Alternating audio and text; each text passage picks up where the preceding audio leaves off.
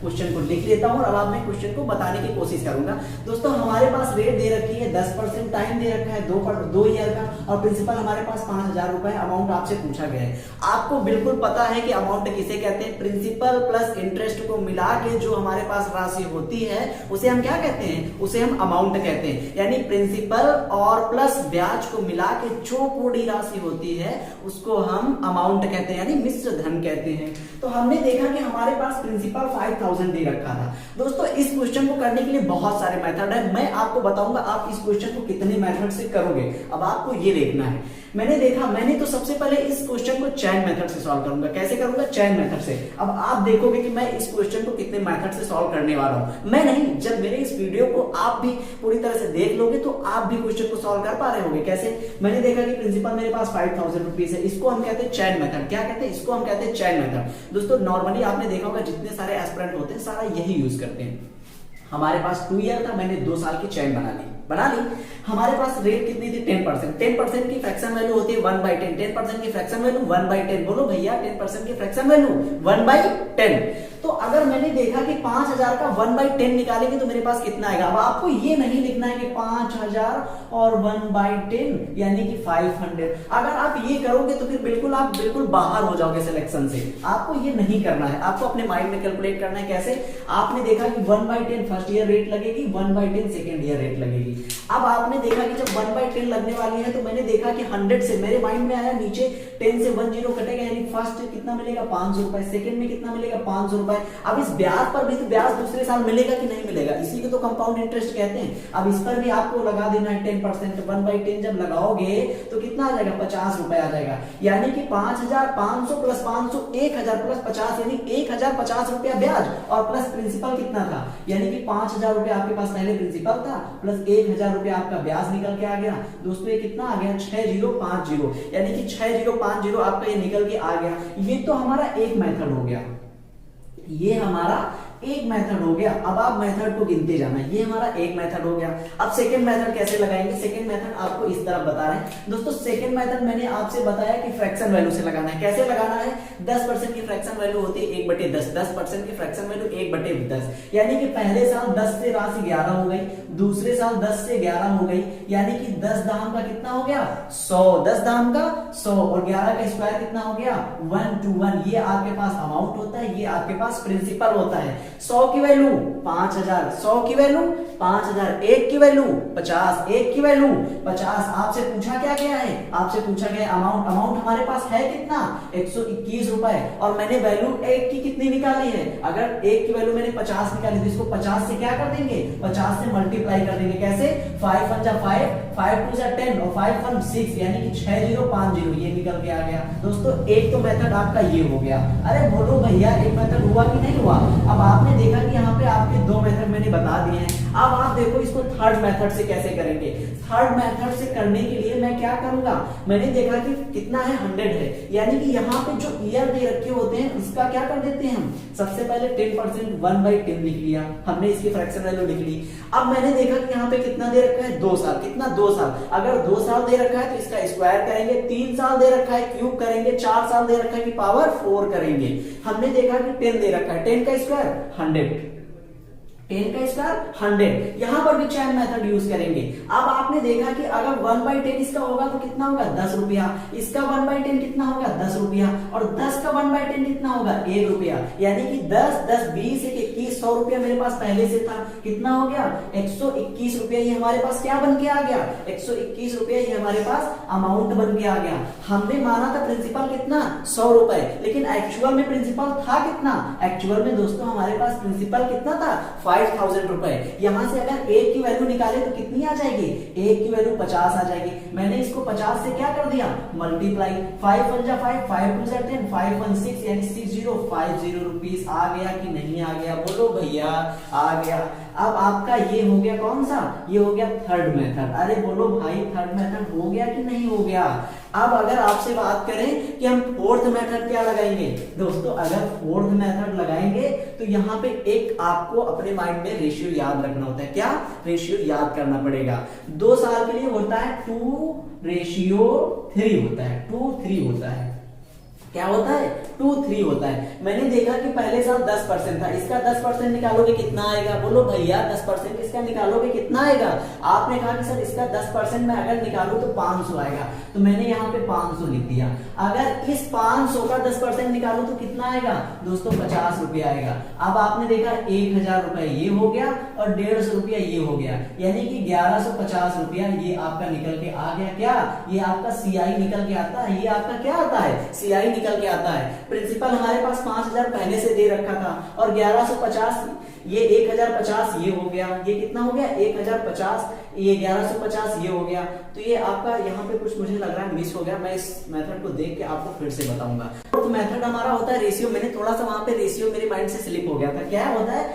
अगर 2 साल निकालना है तो 2:1 होता है, 2:1 होता है। इसको हमें याद रखना होता है और सबसे आसान मेथड यही होता है इस तरीके के क्वेश्चन को सॉल्व करने का। मैंने देखा कि हमारे पास 5000 रुपए था और 10% अगर इसका निकालेंगे तो कितना आ गया? आपने कहा सर 500 रुपीज आ गया। अब मैंने कहा जो इससे मल्टीप्लाई करना है आपको वो इस वाले इसका 10% निकालेंगे। तो अगर 500 का 10% आपने निकाला तो कितना आ गया? 500 का 10% निकालेंगे 50 रुपया आ गया। ये कितना हो गया? ये 1000 रुपया हो गया और ये कितना हो गया? ये 50 हो गया। अब मैंने आपसे पूछा टोटल आपने सीआई कितना दिया, तो आपने कहा सर 1050 रुपया मैंने टोटल सीआई दिया है और हमारे पास प्रिंसिपल पहले क्या दे रखा था? 5000 रुपए दे रखा था। यानी कि अगर अमाउंट हमसे पूछ रहा है तो क्या 6050 रुपए हो जाएगा कि नहीं हो जाएगा? बिल्कुल हो जाएगा। ये वाला जो मेथड होता है दोस्तों, इस मेथड से सिर्फ और सिर्फ हम सीआई फाइंड आउट कर सकते हैं। क्या कर सकते हैं? इस मेथड से हम सिर्फ और सिर्फ सीआई फाइंड आउट करते हैं। इस मेथड से सिर्फ और सिर्फ सीआई फाइंड आउट करते हैं। और ये जितने सारे मेथड बताएं, जब आप प्रैक्टिस कर लोगे तो ये सब आपके दाएं हाथ का खेल होगा, ये आपके दाएं हाथ का खेल होगा। हम लोग चलते हैं अपने क्वेश्चन नंबर नेक्स्ट की तरफ, देखते हैं। कोई बात नहीं, सब क्वेश्चन बहुत आसान है। मैं क्वेश्चन को शॉर्ट में लिखूंगा और आपको सॉल्व करवाऊंगा, बिल्कुल आपसे सॉल्व करवाऊंगा। मैंने क्वेश्चन अच्छे अच्छे छाट रखे हैं। हर एक क्वेश्चन सीआई का, हर एक क्वेश्चन हर एक एग्जाम में दोस्तों पूछा गया है। अगर मैं आपसे सीआई एसआई, आपने बहुत सारे क्वेश्चन सॉल्व करे होंगे। और सेकंड क्वेश्चन है हमारा 3000 रुपए का 20% वार्षिक सीआई की दर से 2 वर्ष का सीआई क्या होगा? यानी कि प्रिंसिपल हमारे पास कितना दे रखा है? 3000 रुपए। रेट कितनी दे रखी है दोस्तों? रेट 20% दे रखी है। और टाइम कितना दे रखा है? टाइम 2 साल दे रखा है। हमें फाइंड आउट क्या करना है? हमें सीआई यानी कि कंपाउंड इंटरेस्ट फाइंड आउट करना है। इस क्वेश्चन को करने के लिए आपके पास बहुत सारे मेथड है। कितने? बहुत सारे। लेकिन अगर सबसे इजी मेथड की हम बात करें, सीआई निकालना है तो सबसे इजी मेथड रेशियो होता है। यानी कि 2 लिखा, यहाँ पे 1 लिखा।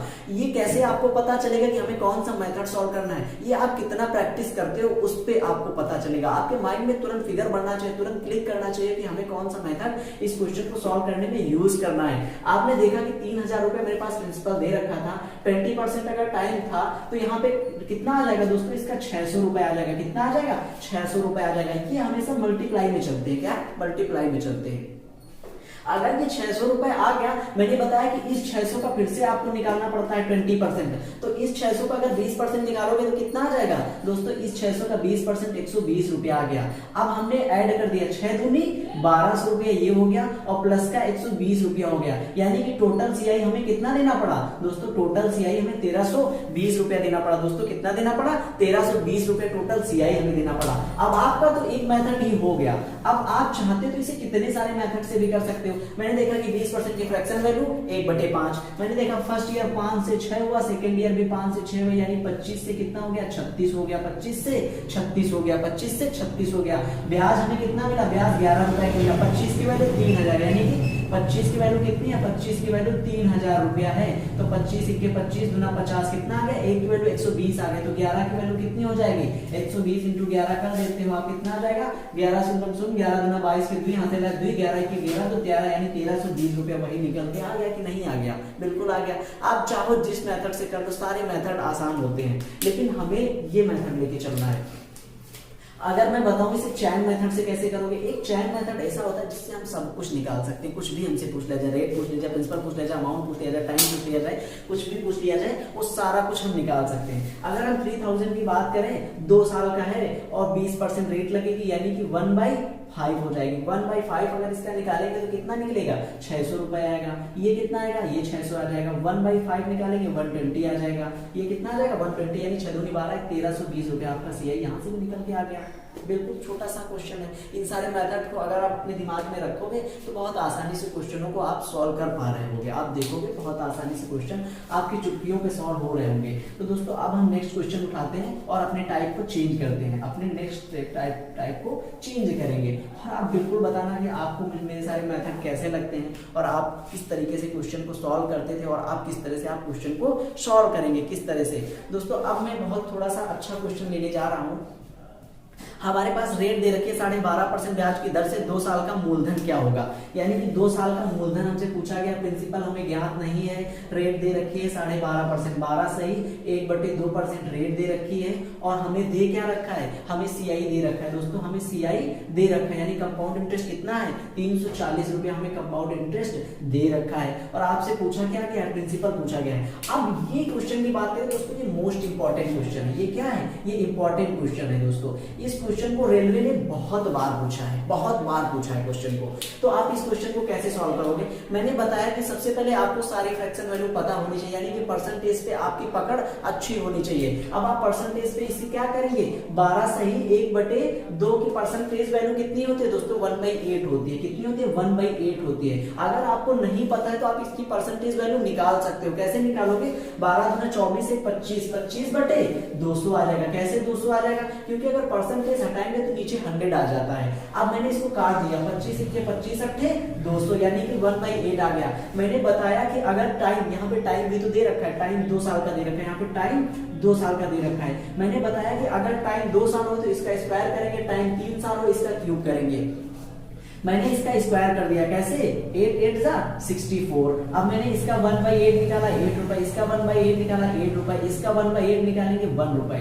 अब हमारे पास सीआई निकल के क्या आ गया दोस्तों, ये जो होता है ये दोनों साल का हमारा सीआई होता है। क्या होता है, ये दोनों साल का सीआई होता है। यानी कि 8 8 16 1 17, यानी कि सीआई हमें कितना मिल गया, टोटल 17 रुपए मिल गया। और एक्चुअल में हमारे पास सीआई है कितना, एक्चुअल में सीआई हमारे पास 340 रुपए है। अगर एक की वैल्यू निकाले तो कितनी आ जाएगी दोस्तों, एक की वैल्यू 20 रुपए आ जाएगी। कितनी आ जाएगी, 20 रुपए आ जाएगी। अब हमसे पूछा गया है प्रिंसिपल, लेकिन हमने जो प्रिंसिपल माना था, क्या ये प्रिंसिपल हो जाएगा, नहीं होगा। क्यों नहीं होगा, क्योंकि इसको मैंने प्रिंसिपल माना था और हमने वैल्यू एक की कितनी निकाली है, एक की वैल्यू 20 निकाली है। तो इस 64 को अगर हम 20 से गुणा कर देंगे तो ये हमारा प्रिंसिपल निकल के आ जाएगा। ये हो गया 4 दूनी 8, 6 दूनी 12, यानी कि 1280 रुपया आपका क्या था दोस्तों, 1280 रुपया आपका प्रिंसिपल था। 1280 रुपया आपका प्रिंसिपल था कि नहीं था, बिल्कुल था। अब अगर हम बात करें कि इस क्वेश्चन को और किस मेथड से सॉल्व कर सकते थे, आप सेकंड मेथड लगा सकते थे कि पहले साल 8 रुपया मिला, दूसरे साल फिर हमें 9 मिल गया, एक का ब्याज मिला पहले साल। ये तो हमारा क्या होता है, ये प्रिंसिपल होता है और ये हमारा इंटरेस्ट होता है। यानी 8 पे 1 रुपए का ब्याज मिला तो 8 से 9 हो गया, सेकेंड ईयर भी 8 से 9 हो गया। इसका जब हम मल्टीप्लाई करेंगे 8 8 जा 64 और 9 9 जा 81, कितना हो गया 9 9 जा 81। हमें दे क्या रखा है, हमें दे रखा है सीआई। हमें यहाँ पे अगर सीआई निकालने, सीआई के बराबर कर दे तो क्या हमें प्रिंसिपल नहीं मिल जाएगा। आप कहोगे सर बिल्कुल मिल जाएगा प्रिंसिपल। तो मैंने कहा कि भैया यहाँ से आप सीआई निकालो। अगर 11 से 7 गया तो कितना बचा दोस्तों, 4 बचा। अब यहाँ पे 7 था यानी कि 17 की वैल्यू आपके पास कितनी दे रखी है, 340 रुपए दे रखी है। एक का मान कितना निकल के आ गया, 20 रुपए आ गया। और हमारे पास प्रिंसिपल था कितना, 64 रुपए था। अगर 64 को 20 से मल्टीप्लाई कर दें तो कितना आ जाएगा, 1280 रुपए आ जाएगा। वही तो आ गया जो मैंने यहाँ पर निकाला, वही यहाँ पर भी आ गया। अरे बोलो भैया हाँ या ना, बिल्कुल हाँ। तो ठीक है, अब हम अपने नेक्स्ट क्वेश्चन की तरफ चलते हैं दोस्तों। हम अपने नेक्स्ट क्वेश्चन की तरफ दोस्तों बढ़ते हैं। अब नेक्स्ट क्वेश्चन हम लेते हैं, थोड़ा सा और अच्छा क्वेश्चन लेंगे और उस क्वेश्चन को आपको समझाने का प्रयास करेंगे। सबसे पहले अब मैं थोड़ा सा आपको बताने की कोशिश करूंगा। एक क्वेश्चन आपने देखा होगा कि सीआई और एसआई के डिफरेंस पे क्वेश्चन आता है। किस पे आता है, सीआई एसआई का डिफरेंस अगर कुछ दे रखा है तो उस पे आपसे मान लीजिए रेट आपकी दे रखी है, सीआई एसआई का डिफरेंस टाइम 2 ईयर का दे रखा है। अब आपसे पूछ रहे थे प्रिंसिपल क्या होगा। दोस्तों ये ऐसा क्वेश्चन है ना, हर एक एग्जाम में भर भर के पूछा गया है। मतलब कि इस क्वेश्चन से पता नहीं क्या लगाव है CISI के इस क्वेश्चन से पता नहीं बोर्ड को TCS को क्या लगाव है कि ये क्वेश्चन पूछता है और पूछे भीगा क्यों नहीं, क्योंकि ये क्वेश्चन बहुत ही अच्छे लेवल का क्वेश्चन होता है। आपने देखा कि अगर 2 साल के लिए आप लोगों ने कुछ तो फार्मूला याद कर रखा होगा। क्या फार्मूला होता है? फार्मूला होता है PR स्क्वायर अपॉन 100 का स्क्वायर। क्या होता है?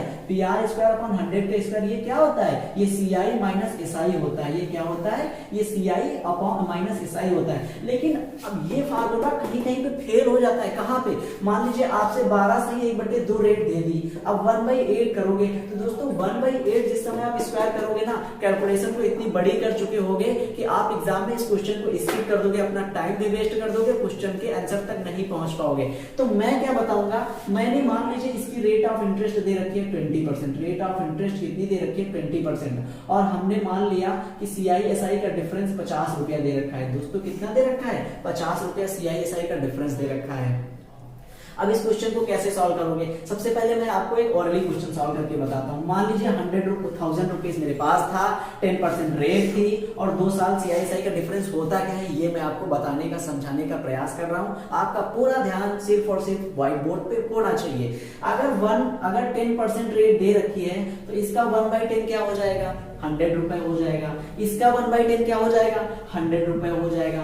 अगर इस पे फिर सेकेंड ईयर की 1/10 जब रेट लगेगी तो कितना हो जाएगा? 10 रुपए हो जाएगा।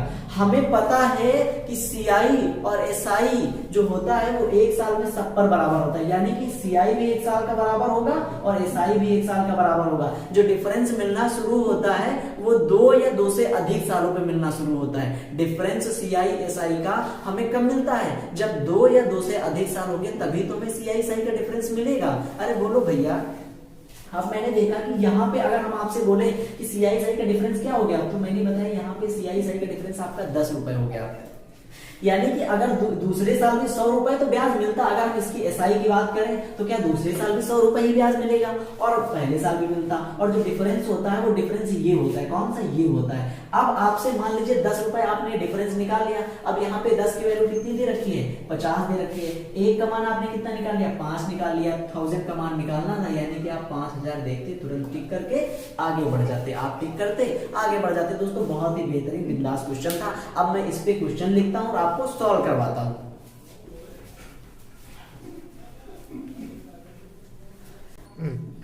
तो दोस्तों हम लोगों ने एक CISI पे दोस्तों डिफरेंस पे क्वेश्चन मैंने ले लिया है। दोस्तों बहुत ही अच्छा क्वेश्चन है, बहुत ही जबरदस्त, बहुत ही बेहतरीन क्वेश्चन है। ये क्वेश्चन आप देखोगे तो RRB NTPC RRB group D और अगर हम बात करें कि CHSL 10+2 में दोस्तों पूछा जा चुका है। हमें इस क्वेश्चन को कैसे सॉल्व करना है मैं बताऊंगा आपको। दोस्तों सबसे पहले मैंने देखा कि आपसे बताया था कि सबसे पहले फ्रैक्शन वैल्यू याद होनी चाहिए। अगर हम 14 सही 2/7 की फ्रैक्शन वैल्यू की बात करें तो दोस्तों कितनी हो गई? दोस्तों 1/7। दोस्तों कितनी हो गई? 1/7 इसकी फ्रैक्शन वैल्यू होती है। अगर आपको नहीं याद है तो आप तुरंत निकाल लोगे। कैसे? 14 सत्ती 98 और 2 यानी कि 100/700 00 से 00 कटा 1/7। मैंने बताया कि अगर टाइम 2 ईयर दे रखा है तो इसका स्क्वायर करते हैं, टाइम 3 ईयर दे रखा है तो उसका क्यूब करते हैं, टाइम 4 ईयर दे रखा है तो उसका 4 टाइम करते हैं।